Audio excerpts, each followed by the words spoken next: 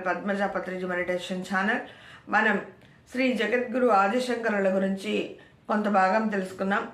మరికొంత భాగం ఈరోజు తెలుసుకుందాం. ముందుగా అందరికీ నూతన సంవత్సర శుభాకాంక్షలు.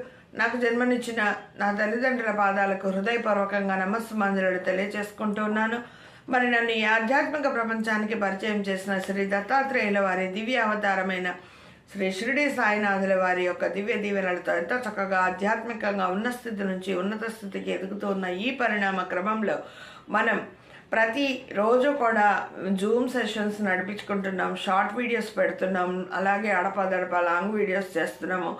ప్రతి ఒక్కటి ఏది చేసినా కూడా ఈ ప్రపంచంలో ఈ వ్యాప్తంగా ఉన్న ప్రతి ఒక్కరి దగ్గరికి మన ధ్యానం జ్ఞానం అందాలనే తప మరొట్లేదు.